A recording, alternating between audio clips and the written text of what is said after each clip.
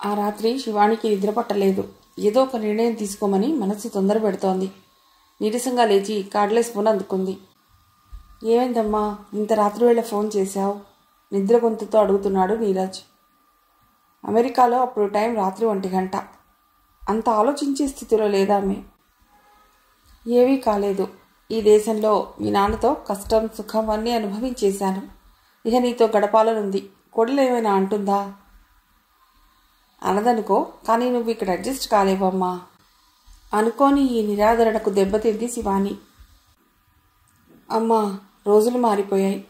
ఇండియాలోనే live in relationships వచ్చేశాయి. ఎవరి జీవితాలు వారివి అయిపోయాయి.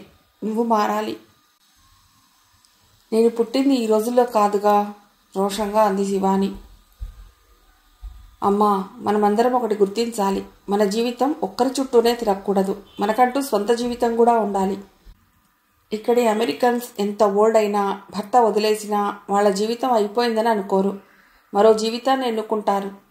చెప్తే నువ్వు నమ్మవు. 70 ఏళ్ల వాళ్ళు కూడా నలుగురితో కలిసి టూర్స్కి వెడుతుంటారు. డిస్కోలో డ్యాన్స్ చేస్తారు. పార్టీలకు వెళ్తుంటారు. మనం అనుకుంటాం బంధాలు లేని అమెరికన్ సంస్కృతి మంచిది కాదని. కానీ నాకు అనిపిస్తుంది మనకంటే వీళ్లే సంతోషంగా ఉన్నారని. వృద్ధులుండే ఆశ్రమాలని అనాథాశ్రమాలు అని అనరు. ఓల్డ్ ఏజ్ హాస్పిటల్స్ అంటారు.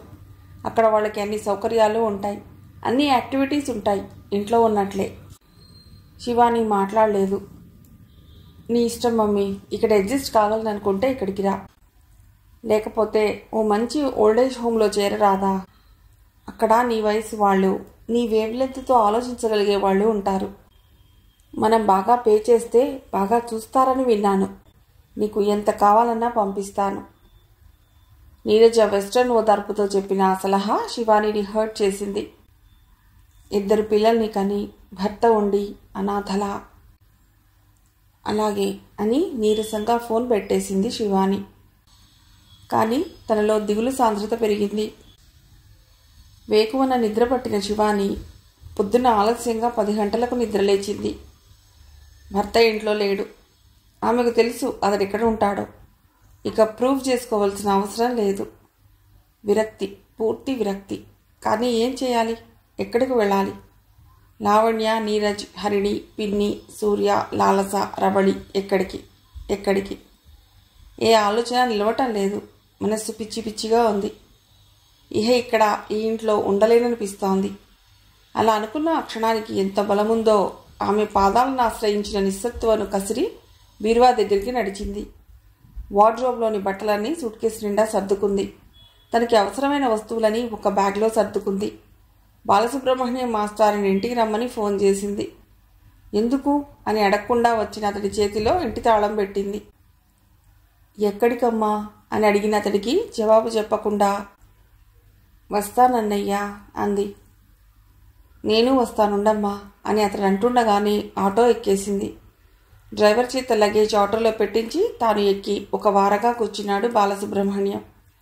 బస్టాండ్కి వెళ్ళాక ఎక్కడికెడుతున్నావమ్మా అని అడిగిన అతడి ప్రశ్నకు మళ్ళా ఫోన్ చేసి చెప్తానన్నయ్యా అంది. బెంగళూరు వెళ్లే బస్సు ఎక్కేసింది. అది మంచి బస్సో కాదో చూసుకోలేదామె. సీటు దొరికితే చాలనుకుంది. సూర్యముఖి దగ్గరకు చిత్తూరుకు టికెట్ కొన్న శివానీలో విభిన్నమైన ఆలోచనలు, విలక్షణమైన తీర్మానాలు, సడలిపోతున్న నిర్ణయాలు, చిక్కబడుతున్న ఆందోళనలు, ఒంటరిగా బతకగలనా అన్న బలహీన భావాలు. శివాని రవళి దగ్గర నుండి ఎంత త్వరగా వస్తుందని అనుకోని చాణక్య అనాలోచితంగా శివాని దగ్గర నుండి వచ్చిన ఫోన్ అందుకున్నందుకు ఫీల్ అవుతూ, శివాని ఏమంటుందోనని భయపడుతూ, తను శివానికి చేస్తున్న అన్యాయానికి ఆమె పట్ల జాలి పడుతూ, ఇక శివానిని సుఖపెట్టాలని నిర్ణయించుకుని ఇంటికి వచ్చిన చాణక్యకు వాకిలికి వేసిన లాక్ ఆహ్వానం పలికింది. సెల్ ఫోన్ని బ్యాక్ పాకెట్ నుండి తీసి భార్యకు ఫోన్ చేశాడు. ఆమె ఫోన్ ఆఫ్ చేసుంది. అతను కాస్త కంగారు పడ్డాడు. ఎప్పుడూ శివాని తనకు చెప్పకుండా ఎక్కడికి వెళ్ళదు. కోపం వచ్చిందో ఏమో. శివాని సింధు ఇంటికి ఫోన్ చేసినప్పుడు తను రిసీవ్ చేసుకుని ఉండవలసింది కాదు. పశ్చాత్తాపడుతూ స్నేహితుడు బాలుకి ఫోన్ చేశాడు. బాలు, శివాని డోర్ తాళం నీకు ఇచ్చేళ్ళిందా? అవునురా, ఇచ్చింది. నీకు ఫోన్ చేద్దాం అనుకుంటూ ఉంటే ఇంతలోకే నీ ఫోన్. నేను వచ్చి కీ తీసుకుంటాను. ఇంట్లోనే ఉన్నావు కదా? అసలు ఎక్కడికి వెళ్ళిందిట? తెలీదు.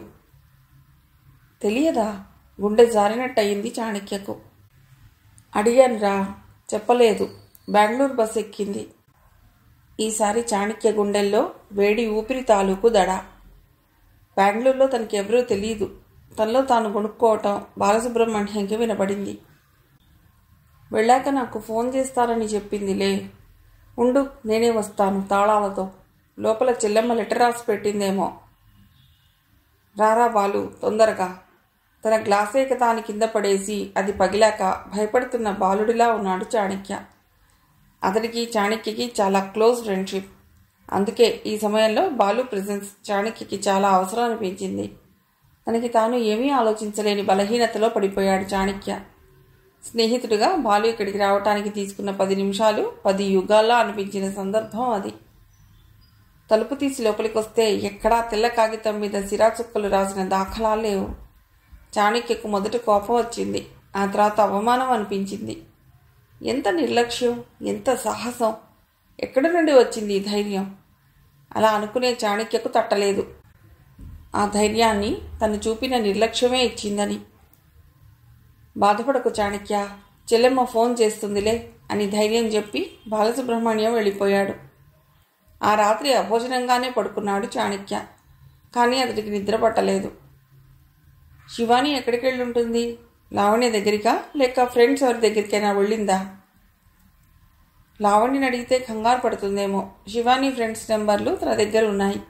కానీ తనకి చెప్పకుండా వెళ్ళిందని చెప్పటం అవమానం. కారణం అడిగితే ఏం చెప్పాలి? చాణక్యకు హఠాత్తుగా భార్య మీద చాలా కోపం వచ్చింది. ఇబ్బందిలో పడేసింది తనని శివాని. వచ్చినాటికి వస్తుందిలే అని ఊరుకుందామా అంటే లావణ్య కానీ నీరజ్ కానీ ఫోన్ చేసి అడిగితే ఏం చెప్పాలి? లావణ్య దగ్గరికే పోయి ఉంటుంది. ఒకసారి ఫోన్ చేస్తే తెలిసిపోతుంది కదా అని అనుకున్న మరుక్షణమే లావణ్యకు డయల్ చేశాడు చాణక్య. నాన్న, ఇంత రాత్రప్పుడు ఫోన్ చేశారు? అమ్మకు ఆరోగ్యం బాగుంది కదా? ఆతృతగా అడిగింది లావణ్య. ఏం లేదమ్మా, నీతో మాట్లాడాలనిపించింది. సరేలే, నిద్రపోతున్నావేమో, పడుకో. బాగున్నావు కదా అని ఫోన్ పెట్టేశాడు చాణక్య. అవమానంతో, కోపంతో, విరక్తితో, అసహ్యంతో అనాలోచితంగా భర్తను వదిలేసి వచ్చిందే గాని శివానీలో ఎన్నో భయాలు. బస్సు ముందుకెడుతుంటే శివాని మనస్సు వెనక్కి ప్రయాణిస్తూ ఉంది. ఇంతవరకు శివాని భర్త కొరకు బతికింది, బిడ్డల కొరకు బతికింది, బంధువుల కొరకు బతికింది, సమాజం కోసం బతికింది. ఇల్లాలు అంటే ఇలా ఉండాలని, శివాని లాంటి కోడలు రావాలని చాలామంది కోరుకునేవారు. శివాని మంచిదని, సంస్కారవంతురాలని, కోపిష్టి కాదని, క్షమాగుణం కలదని, ఎవరికీ అన్యాయం చేయదని, అందరితో సర్దుకుపోయే మనస్తత్వం గలదని ఎన్నో బిరుదులు శివానీకి. కానీ ఇప్పుడు ఆ బిరుదుల్ని తను ఆశించటం లేదు. నిరాకరిస్తున్న మనస్సుని ఇంకా మభ్యపెట్టాలని లేదు. తనకే చిత్రంగా తనలో ఏదో మార్పు, విపరీతమైన మార్పు. ఇంతవరకు బతికిన బతుకు కాదు. ఇంకా ఏదో చెయ్యాలనే తపన. ఆ ఏదో ఏమిటో అర్థం కావటం లేదు. బానిసగా బతకాలని మాత్రం లేదు. తన చుట్టూ చాలామంది చేరి నీలాంటి వాళ్ళమే మేము కూడా అని నిశ్శబ్ద రోధన చేస్తున్నట్టు ఆమె మెదడు పొరల్లో ఏదో అలజడి. తన చుట్టూ ఉన్న వాళ్లలో ప్రేమరాహిత్యంతో, అభద్రతాభావంతో, భంగపడ్డ బతుకులతో ఎంతోమంది పేపర్లో వార్తగా, రేడియోలో న్యూస్గా, టీవీ బొమ్మలుగా తన ముందు నిలబడి రోదన చేస్తున్నట్టు. ఇంతవరకు తట్టలేదు గాని తన రెండో పిన్ని బతికేమిటి? 15 ఏళ్ల పూజిత తరువాత మగనలుసు పుట్టాడని పరవశించిన ఆమె ఇప్పుడు ఎక్కడుంది? భర్త పోయాక అరచేతిలో పెంచిన బిడ్డ కృతజ్ఞుడై పట్టించుకోకపోతే ఎక్కడో ఆశ్రమంలో ఉంది. సంతోష చిహ్నాన్ని వదిలేసి తనని మర్చిపోయి వదిలేసిన బిడ్డని గుర్తు చేసుకుంటూ, వాడికి ఏమీ కాకూడదు దేవుడా అంటూ ప్రార్థించుకుంటూ మరణానికి వెళుతున్న పిన్ని. పెదనాన్న పోగానే బిక్కుబిక్కుమంటూ ఒంటరిగా ఆయన మిగిల్చిపోయిన పల్లెటూరులో ఒంటరి పక్షిలా ఎవరొచ్చి తనతో ఉంటారా అని ఎదురు చూస్తూ, అతిథుల కోసం వెంపర్లాడుతూ, పడుతూ లేస్తూ, ఒక్కదానికి ఏం వండుకుంటాంలే అని తిన్నరోజు తింటూ తినని రోజు దుఃఖాన్ని భోంచేస్తున్న పెద్దమ్మ. పెళ్ళైన సంవత్సరానికే భర్త పోతే ఏ కోరికలకు అర్హురాలు కానట్లు తెల్లచీరకు అంకితమై అన్నపిల్లల దగ్గర వాళ్ల ఈసడింపులు భరిస్తూ 70 ఏళ్ల బతుకుని ఈడుస్తున్న మేనమామ భార్య. పిల్లలు, భర్త ఒకేసారి యాక్సిడెంట్లో మరణిస్తే మరో జీవితం ఇవ్వని తల్లిదండ్రులతో 4 పదుల జీవితంలో తన శీలాన్ని భద్రంగా కాపాడుకుంటూ వస్తున్న భవానీ. అందరినీ తను మర్చిపోయింది. తను, తన భర్త, తన పిల్లలు అదే లోకం. ఈ వృద్ధాప్యంలో ఎదురుదెబ్బ తగిలితే కానీ తనకు వాళ్ళు గుర్తు రాలేదా? ఈ వయస్సు ఉడిన వాళ్ళందరూ ఒకరికొకరు తోడు కాలేరా? కష్టంలో, సుఖంలో, ఓదార్పులో, నిట్టూర్పుల్లో అందరూ భాగం పంచుకోలేరా? కొత్త బంధాల్ని ఏర్పరచుకోవాలని ఎవరికీ తోచలేదా?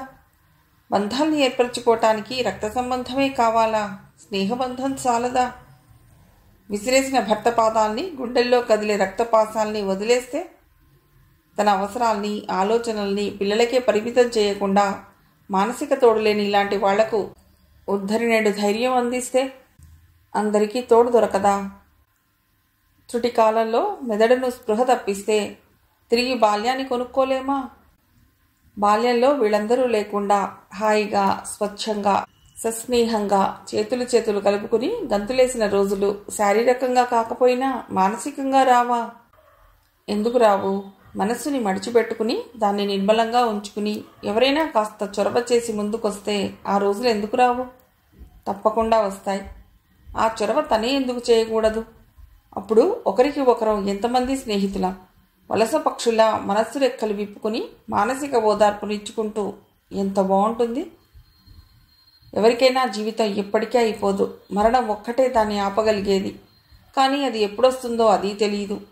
చావు అనే ఆఖరి గీత దాటేదాకా మనస్సుకు స్పందనలు, శరీరానికి రోగాలు తప్పవు. వాటికి మందు మనిషి తోడు. ఆ తోడు భర్త, పిల్లలు ఇవ్వలేనప్పుడు మరో తోడు కోసం ఎందుకు ప్రయత్నించకూడదు? తమ జీవితాన్ని ఎందుకు తిరిగి నిర్మించుకోకూడదు? కరువైన మనశ్శాంతితో సంతోషపు తడి లేకుండా, ఎలాంటి ఆశలు మిగలకుండా వృద్ధాప్యంలో దిగులు తిండి తింటూ బతకటం కూడా ఓ బతికేనా? ఆ రోజుల్లో పల్లెటూళ్లలో వృద్ధులు ఎన్నో నిషిద్ధాల మధ్య కడదాకా ఆనందంగానే బతికారు. వాళ్లకు ఆ ఊర్లోనే చాలామంది బంధువులు ఉండేవారు. పిల్లలు కులవృత్తులు చేసుకుంటూ ఉమ్మడి కుటుంబంలో ఉండేవారు. వయస్సు మీద పడ్డా, నడుం వంగిపోయినా సంతోషంగా పిల్లలకి, మనుమలకి కూడా తమ వంతు సేవ చేస్తూ సంతోషంగా బతికి అయిన వాళ్ల చేతుల్లో కన్ను మూసేవారు. ఇప్పుడు బిడ్డ సమక్షంలో ఆఖరి శ్వాస తీయాలన్నా ఆ కనీస కోరిక కూడా తీరటం లేదు. పిల్లలు తల్లిదండ్రుల గురించి ఆలోచించటం లేదు. తమ ఎదుగుదల మాత్రం చూసుకుని ఆఖరికి మనవళ్ళు, మనవరాళ్లతో సంతోషంగా గడిపే అవకాశాన్ని కూడా ఇవ్వకుండా నిర్దయగా ఎగిరిపోతున్నారు. తల్లిదండ్రులు కూడా వాళ్ళని మనస్ఫూర్తిగానే పంపేసి చావు కోసం నిరీక్షిస్తూ బతుకుతున్నారు. అలా అని పిల్లల్ని ఎదగొద్దని ఎవ్వరూ అనరు. పిల్లలు ఎదగాలి, తమని మించిపోవాలి. అప్పుడే తల్లిదండ్రులకి సంతోషం. కాకపోతే పిల్లలు కూడా మంచికి చెడుకు రావటం, ఫోన్లో తరచూ మాట్లాడటం, మీకు మేమున్నామనే ధైర్యాన్ని, భరోసాని ఇస్తే చాలు. అలా జరగనందువల్లే చాలామంది తమ బతుకులు అయిపోయాయని అనుకుంటున్నారు. అలా అయిపోయిన వాళ్ళంతా కలిసి ఎందుకు బతకూడదు? అలా జరగాలంటే తనేం చెయ్యాలి? తన రెండో పిన్ని సులోచన, పెద్దమ్మ గౌరీ, మేనమామ భార్య రాజేశ్వరి, భవానీ వీళ్ళందరినీ ప్రోత్సహించి ఒక ఇల్లు తీసుకుని కలిసి ఎందుకుండకూడదు? ఇంటి బాడుగా, అందరికీ తిండి, బట్ట అన్నిటికీ నీరజ్ హెల్ప్ చేస్తాడా? హఠాత్తుగా ఆమెకు పల్లెటూరులో అమ్మగారిచ్చిన పాత ఇల్లు గుర్తుకొచ్చింది. అందులో ఉండవచ్చు. బాడుగ సమస్య తీరిపోతుంది. జీవనానికి 4 రాళ్లు సంపాదించుకోలేమా? సరదాకి అల్లుకున్న బుట్టలు, శారీస్ మీద చేసిన వర్క్స్ ఇప్పుడు ఆధారం కావా? నలుగురు శ్రమిస్తే హాస్టల్ రన్ అవ్వదా? ఆమెకు ఒక దారి దొరికినట్టయింది. ఆమె మనస్సు తేలిక పడింది. ఇన్ని రోజులు బుర్ర బద్దలు కొట్టుకుని తీసుకోలేని నిర్ణయం ఈ బస్లో జరిగిపోయింది. నీరజ్తో మాట్లాడి తన ప్రణాళికను ఎక్కడి నుండి మొదలెట్టాలా అని ఆలోచిస్తుండగానే సూర్యముఖి ఊరొచ్చేసింది. ఫోన్ చేయకుండా వచ్చిన స్నేహితురాల్ని చూసి సూర్యముఖి ఎంతగా ఆశ్చర్యపోయిందో అంతగా సంతోషించింది. పిల్లలు రెక్కలొచ్చి వెళ్ళిపోకముందు వాళ్ల ధ్యాసలో పడి కొంతకాలం స్నేహితుల్ని విస్మరించినా శివాని ఉత్తరాలు రాస్తూనే ఉంది. అందుకే వాళ్ల స్నేహం మధ్యలో విచ్ఛిన్నం కాలేదు. పిల్లలు పెద్దయ్యాక కానీ ఈ తల్లులకి తమకంటూ ఒక జీవితం ఉందని గుర్తుకు రాలేదు. సూర్యముఖి భర్త మంచివాడు, చాలా మంచివాడు. ఆ అతి మంచితనమే సూర్యముఖికి చాలా విషయాల్లో ఇబ్బంది కలిగించేది. ఆ మంచితనాన్ని లోకమే కాదు, పిల్లలు ఎక్స్‌ప్లాయిట్ చేశారు. ఎవరి భాగాలు వాళ్ళు పంచుకుని వెళ్ళిపోయారు. 3 మగపిల్లలు అని సంబరపడినంతసేపు పట్టలేదు మాతృత్వాన్ని కొల్లగొట్టడానికి. కష్టసుఖాలు కలబోసుకున్నాక మా ఆయన ఒక విషయంలో నాకు చాలా సహాయం చేశాడే అంది శివాని పక్క మీద పడుకుంటూ. ఏమిటన్నట్లు చూసింది సూర్య. మా నాన్న నాకు కట్నం ఇవ్వలేదని ఆయన చనిపోతూ ఆయన ఉంటున్న పల్లెటూరి ఇంటిని నాకు రాశారు, గుర్తుందా? ఆ ఇంటిని డెమాలిష్ చేసి కొయ్య అమ్ముదామని. నేను ఎన్ని మార్లు అమ్ముదాం అనుకున్నా వద్దులే ఉండని, మనం రిటైర్ అయ్యాక అక్కడ ఉంటాం అనేవాడు. పాపం ఆయన అనుకుని ఉండడు అది ఇలా ఇప్పుడు నాకు ఉపయోగపడుతోందని. అయోమయంగా చూసింది సూర్య. అందులో నువ్వు ఒక్కదానివే ఉంటావా? భయం వెయ్యదా? మీ బంధువులు కూడా ఆ ఊళ్ళో ఎవరూ లేరనుకుంటా. పైగా ఆ ఇల్లు పాడైపోయి ఉంటుంది కదా. ప్రశ్నల మీద ప్రశ్నలు కురిపిస్తున్న సూర్యని చూసి చిన్నగా నవ్వింది శివాని. ఆ నవ్వు చాలా బలహీనంగా ఉంది. సూర్య, రేపు మాట్లాడుకుందామా? చాలా అలసటగా ఉంది. అలాగే అని తాను స్నేహితురాలి పక్కనే పడుకుంది సూర్య. శారీరక అలసటతో పడుకున్నదే గాని హోం గురించిన ఆలోచనలు ప్రణాళికలు ఆమె మనస్సును అల్లకల్లోలం చేస్తుండగా ఏ అర్ధరాత్రికో కనురెప్పలు వాల్చిన శివానికి వేకువనే మెళుకు వచ్చింది. బయట వర్షపు చినుకుల శబ్దం, కిటికీలో నుండి దూరి తనను తాకుతున్న తేమ గాలి, నాసికను ఆహ్లాదపరుస్తున్న మట్టి వాసన. కిటికీలో నుండి తొంగి చూస్తే చీకటి, ఆ చీకట్లో షాడోస్లా ఊగుతున్న చెట్లు. ఇవన్నీ ఆమెను ఇంతకాలం ఎంతగానో అలరించిన ప్రకృతి నేస్తాలు. కానీ ఇప్పుడు ఆమె వాటిని ఆస్వాదించే స్థితిలో లేదు. తను ఒక్కతే ఇవన్నీ సాధించగలదా? ఇదే ఆలోచన. నీరజ్కు ఫోన్ చేస్తే ఏ రూపంలోనైనా ధైర్యాన్ని ఇస్తాడేమో. ఆ ఆలోచన రావటమే ఆలస్యం. పక్కన ఆదమర్చి నిద్రపోతున్న స్నేహితురాల్ని డిస్టర్బ్ చేయడం ఇష్టం లేక సెల్ తీసుకుని హాల్లోకి వచ్చింది. ఆఖరి ప్రయత్నంగా కొడుక్కి ఫోన్ చేసింది శివాని. కోడలు ఫోన్ రిసీవ్ చేసుకుంది. మీరా అత్తయ్య, బాగున్నారా? మావయ్య బాగున్నారా? మీ ఆరోగ్యం ఎలా ఉంది అంది. మామూలే, ఏం మాట్లాడాలో తెలియని ప్రతిసారి పలుకరించే పలుకరింపులే. బాగున్నానమ్మా, మీరెలా ఉన్నారు? నీరజ్ ఉన్నాడా? ఉన్నాడు, పిలుస్తాను. పక్కనే ఉన్నట్లున్నాడు. వెంటనే ఫోన్ అందుకున్నాడు నీరజ్. అమ్మా, ఎలా ఉన్నావు? కొడుకు గొంతులో కొంత సంతోషాన్ని ఊహించింది శివాని. మరి నెల రోజులుగా వీడెందుకు ఫోన్ చేయనట్టు? బాగున్నాను, కానీ ఫోన్ చేయలేదేంట్రా? తీరటం లేదమ్మా. ఇప్పుడు ఖాళీగా ఉన్నావు కదా అని అడగాలనిపించింది శివానికి. ఆమెకు తెలుసు, తీరిక లేక కాదు, ప్రేమ లేక కాదు, గుర్తురాక. ఇప్పుడు తల్లిదండ్రులు పనికిరాని వస్తువులు. చనిపోతే కన్నీళ్లు రాల్చుకోవటానికి మిగుల్చుకున్న రక్త సంబంధాలు మాత్రమే వాళ్ళు. శివాని నిట్టూర్చింది. అమ్మా, డాడీకి ఫోన్ ఇవ్వు. ఆయన లేరురా, నేను ఇప్పుడు సూర్య ఆంటీ ఇంట్లో ఉన్నాను. అలాగే కానీ ఎప్పుడు ఎడతావు? నీరజ్ గొంతులో కొద్ది అనుమానం. ఇక వెళ్ళను. నీరజ్ రియాక్షన్ కొరకు ఆతృతగా ఎదురు చూస్తూ అంది శివాని. వెళ్ళవా అంటే డాడీని క్షమించలేకపోతున్నావా?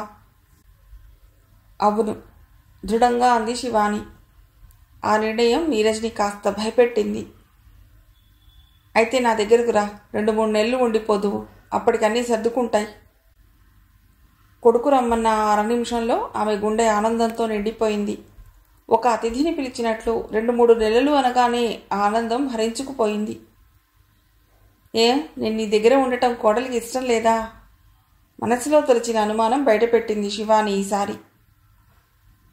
భలే దానివమ్మా, తనకెందుకు ఇష్టం ఉండదు? నువ్వొస్తే అన్నీ చేసి పెడతావు కదా. తనకి పని తగ్గిపోతుంది. ఉద్యోగంతో ఇంట్లో పనితో ఇబ్బంది పడుతోంది పాపం. శివాని గొంతు మూగబోయింది. అంటే వాడేమంటున్నాడు? అక్కడికెడితే తను ఒక అన్పెయిడ్ సర్వెంట్ అవుతానని గుర్తు చేస్తున్నాడా, లేక పక్కనున్న భార్యని సపోర్ట్ చేస్తున్నాడా? కోడలి ముందు ఆ అమ్మాయి మనస్తత్వం ఎలాంటిదో తెలియకుండా కొడుకుతో ఫ్రీగా ఏం మాట్లాడగలదు? నీరజ్ తనే అలాగే ఉండిపోదు రామ్మ అని అంటాడని కాసేపు ఎదురు చూసిన శివాని నిరాశపడింది. ఏమ్మా, టికెట్లు పంపించనా అన్నాడు నీరజ్. సంపూర్ణంగా వచ్చేయమనటానికి బదులు 2 నెలలు ఉండి పోవడం అనే దాన్ని స్పష్టం చేస్తూ, 2 నెలల కోసం వదిలే నాన్న, నువ్వే ఒకసారి వచ్చిపో అని ఫోన్ పెట్టేయబోతున్న శివానికి నీరజ్ ఏదో అనడం వినిపించి మళ్ళా రిసీవర్ చెవి దగ్గర పెట్టుకుంది. నాకు రావటానికి కుదరదులేమ్మా, మీరిద్దరూ రండి, ఇక్కడ మాట్లాడుకుందాం. అంటే కొడుకు కూతురు ఇద్దరూ తల్లిని తండ్రిని కలపాలనే ఆలోచనలో ఉన్నారు. తన మనశ్శాంతి గురించి ఆలోచించడం లేదన్నమాట. మనస్సులోనే దిగులు పడిందామె. ఆలోచించి ఫోన్ చేస్తాలే నీరజ్, కోడల్ని అడిగానని చెప్పు. నాకు 2 లక్షలు కావాలరా, ఎవరి అకౌంట్లో వేయాలో తర్వాత ఫోన్ చేసి చెప్తాను అని ఫోన్ పెట్టేసి పడక మీద వాలిన శివాని కనురెప్పల మీద వాలుతున్న నిద్రను చెరిపేస్తూ ఆలోచనలు. ఏమిటో లోకం ఇలా మారిపోయింది. భార్య ఇండియాలో ఉంటే నీరజ్ వచ్చేవాడు కాదా? పెళ్ళయ్యేదాకానైనా తల్లితో బాంధవ్యం. ఆ మాత్రం దానికి పిల్లల్ని కనటం దేనికి? వాళ్ళని పెంచి పెద్ద చేసే శ్రమని మిగిల్చుకోవటానికా, లేక వాళ్ళని ప్రయోజకుల్ని చేశామనే తృప్తితో మిగతా జీవితం గడపడానికా? ఆడపిల్లలకు తల్లులం కావాలని ఎంత గాఢ వాంఛ! నిరాకరించబడ్డ తల్లుల్ని చూసైనా పాఠం నేర్చుకోరా వీళ్ళు? శూన్యం కంటే ఈ పరాజయమే మేలా? బాంధవ్యాలకు ఏ విషజ్వరం అంటించారో గాని అంతా స్వార్థం, ఎవరేమనుకుంటారోననే సాంఘిక స్పృహ కూడా పోయింది. అలా ఆలోచిస్తున్న ఆమెలో హఠాత్తుగా ఒక ప్రశ్న సంధించబడి ఆత్మావలోకనంలోకి వెళ్ళిపోయింది. మిగిలిన కథ తర్వాతి భాగంలో.